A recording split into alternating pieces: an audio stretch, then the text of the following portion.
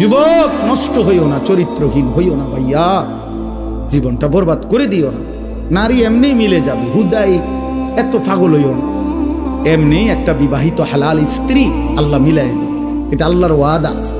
যাকে আল্লাহ তাআলা পুরুষ বানাইছেন তার জন্য আল্লাহ তাআলা হালাল স্ত্রী সৃষ্টি করেছেন।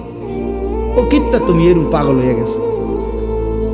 পৃথিবীতে নারী পুরুষের, স্বামী স্ত্রীর এই পবিত্র সম্পর্ক প্রথম